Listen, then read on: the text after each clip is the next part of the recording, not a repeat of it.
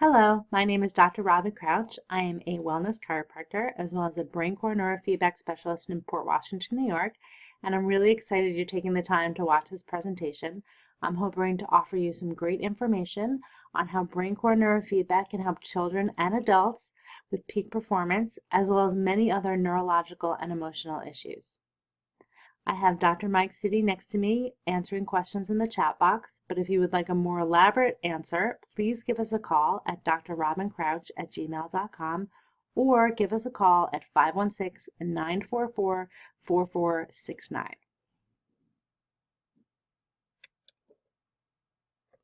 So most people would agree that focus and emotional balance is the key to peak performance in all areas. Braincore neurofeedback trains the brain to work more efficiently, increasing mental capacity and helping to balance emotional stability.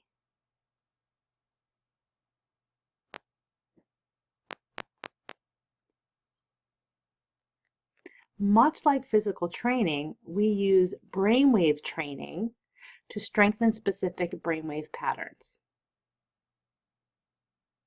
The more you practice activating an area, the stronger and more capable that area becomes. Brainwaves in proper function run like an orchestra. Nothing should be too loud, nothing should be too quiet. It should all have a harmonic beat. Restoring the natural symphony is what we do. Outstanding performers in all areas, whether it be sports, music, poker, golf, are all using neurofeedback to improve their peak performance capabilities. Surgeons are using neurofeedback to increase concentration. Executives are using it for learning time management, balancing emotional fitness, learning how to remain calm in very stressful situations. All kinds of people are using it for many peak performance issues as well as many neurological issues such as ADD, anxiety, insomnia, migraines, headaches, autism spectrum disorder, learning disabilities, a whole host of neurological or emotional issues. But peak performance is a great way to improve what you're doing already. So you can use neurofeedback for peak performance. So that includes improving grades, improving your ability to function at work. The AC Milan Football Club has been using neurofeedback training since 2006. And based on their cup win, it was adopted by Real Madrid. And Chelsea began using it in 2009. So neurofeedback is used for peak performance brain training by pro golfers. And we actually had somebody come in to improve their golf game, and it totally worked. Formula One racers, NASA astronauts are using neurofeedback. Many Olympic training teams are using neurofeedback. U.S. Special Forces, Navy SEALs, West Point Military Academy, microsurgery training. So the goal of neurofeedback is to get the brain to work better. And so for peak performance, we focus on three things: eliminating anxiety, increasing focus, and releasing emotional issues. Research over the last 40 years has demonstrated that inappropriate brainwave activity is the core of most neurological disorders. What are brainwaves? Well, the way our brain communicates is through neurons, and these neurons fire, and they produce a lot of electrical activity. And you can read that electrical activity using a QEEG or an EEG. QEEG stands for quantitative electroencephalogram. And those patterns that you see, those waves, those are brain waves. And we have particular brain waves for particular states of mind. So we have slower processing for things like relaxation, getting ready for bed. We have an idle state of processing for routine activities like tying our shoe, and faster processing for things like focus and paying attention. And each of those different processing speeds are associated with a particular brainwave pattern. So neurofeedback is a sophisticated form of biofeedback that actually trains the brain to normalize the brainwaves and make them flexible and more adaptable for whatever the situation that arises. And these results can be permanent. Neurofeedback is based upon the principle that there's a normal pattern of brainwave activity and that the brain regulates itself based upon this pattern. So everything in life wants balance, right? Everything in the end tries to reach balance. So the brain works the same way. It's trying to regulate itself based upon this principle. Research demonstrates this normal pattern of brainwave activity may become disrupted, resulting in a dysregulated brain causing neurological symptoms. So for example, we know that the brainwave pattern of people with focus and attention issues such as ADHD is different from the brainwave patterns of people without these issues. So typically, these people will demonstrate higher magnitudes of theta, that slower processing speed, which is associated with the twilight stage. And they have lower magnitudes of beta, which are associated with focus and attention. So when you consider that theta is that twilight stage, it's a slower processing, and that beta is faster processing focus, it would make sense that somebody who's stuck in that particular brainwave pattern would experiencing those symptoms. So now you're thinking, wait a second, how is it possible that somebody who's hyperactive has slower brainwave processing? Well, what happens is our brains will do anything to stimulate itself to wake up. It's kind of like when you go on a long trip and you're driving, you get sleepy, what do? You roll down the window, you turn up the music, you tap along to the music to do what? To become hyperactive. The same thing happens in the ADHD brain. It's trying to stimulate itself to wake up. So how do we test these brainwave patterns? Well, it's like I said before, we can read those brain patterns using a QEEG, so a quantitative electroencephalogram. So this in particular case, you can see here what the QEEG cap looks like. It's placed on the head. Information is not going into the brain. It's reading those brainwave patterns. It's getting uploaded to a database of over 100,000 normal scans. Normal meaning people have reported no symptoms. And then it comes back and gives us some information. A healthy regulated brain is able to shift easily between arousal states as the demand arises. We have slower processing for things like relaxation, getting ready for bed, even creativity happens in those stages, the daydreaming state. We have idle processing for routine activities like tying our shoe, brushing our hair, even meditation is considered an idle state of processing. And then we have faster processing for learning new material, giving a presentation, playing athletic sports. Sometimes we can get stuck in a particular processing speed. I like to think of it as a light switch. So you can take the light switch and you can turn it all the way down to complete darkness. You can turn it all the way up to bright. And we should be able to move that dimmer switch through those different levels of light. Well, the brain works the same way.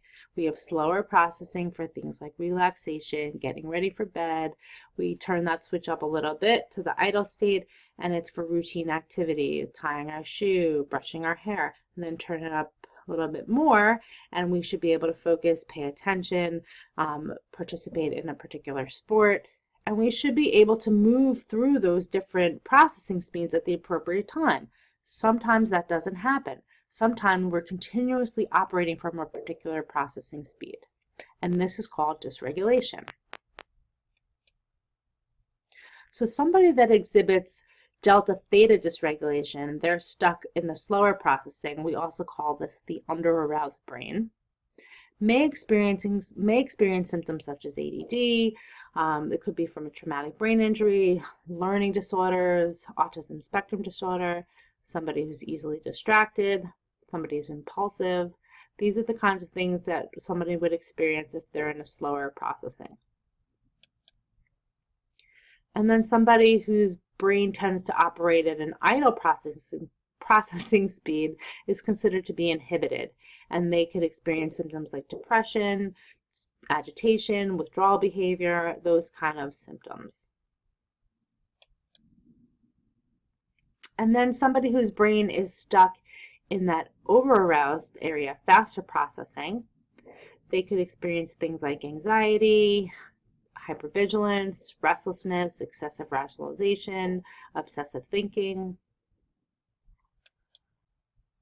So once we get the information back from the database, it gives us a map, and the map will look something like this. It's showing us the 4 areas that have the most dysregulation.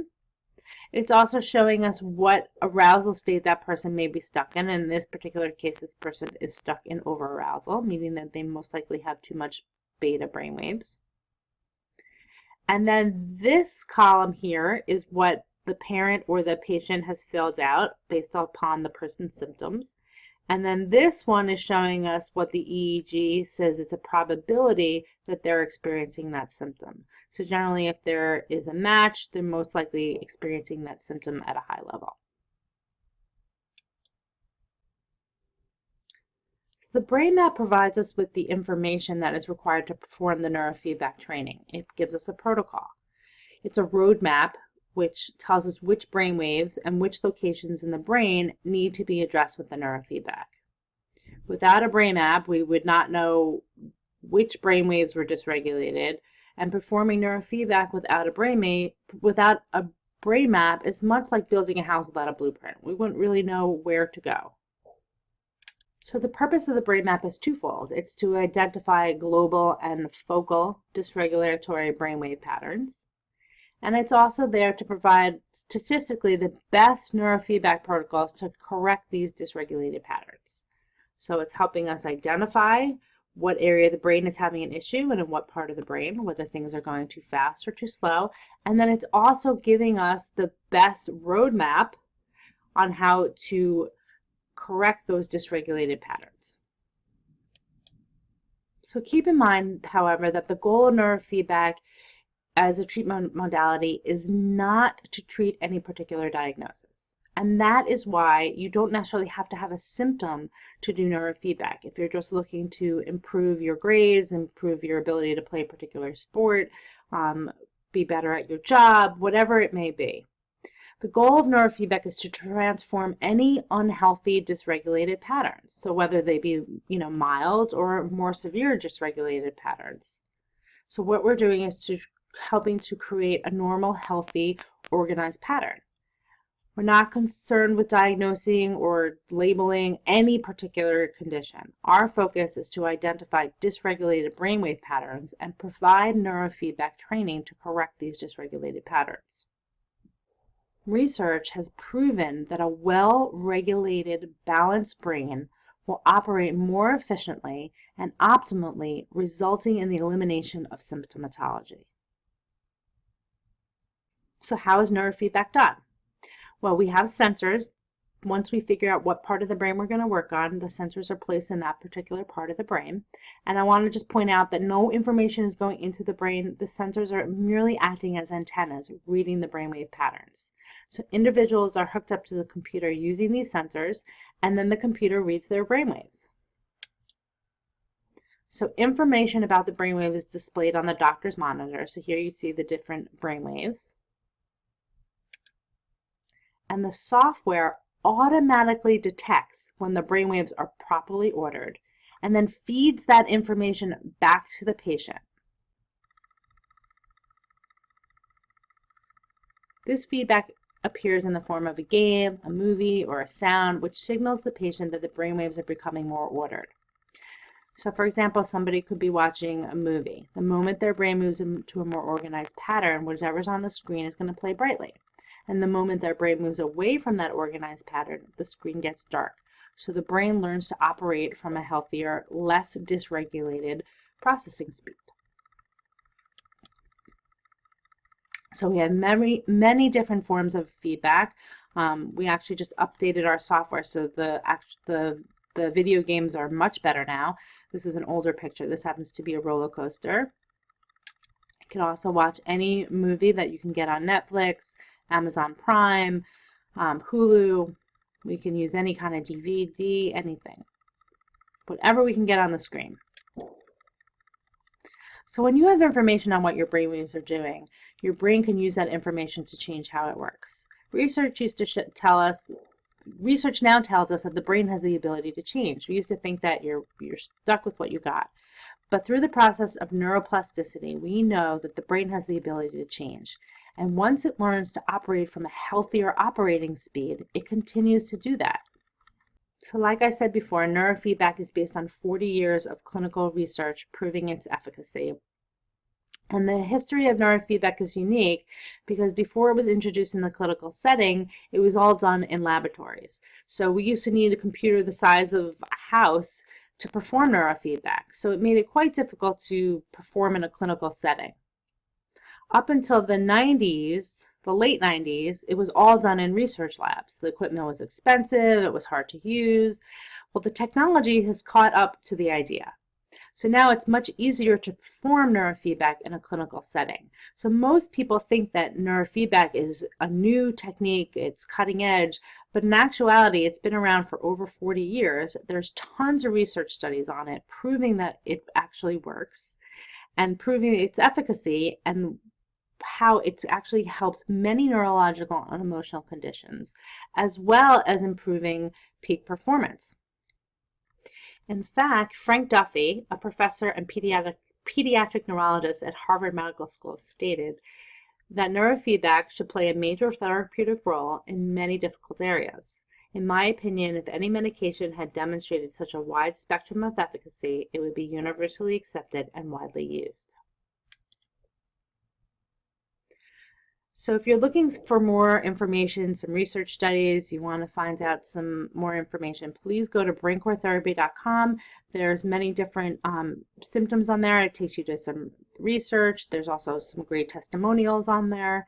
There's also a great book called Symphony in the Brain and Healing Young Minds or Healing Young Brains. I can never remember which one it is. Which gives you some great history, the research, some great information. I want to take the time to thank you for watching this presentation. I hope I was able to give you some great information. I'm happy to answer any questions when you give us a call at 516-944-4469. Hopefully I gave you some ideas on how neurofeedback can help with peak performance and many neurological and emotional issues. If you're having issues in school, in work, whatever it may be, we are here to help, so give us a call.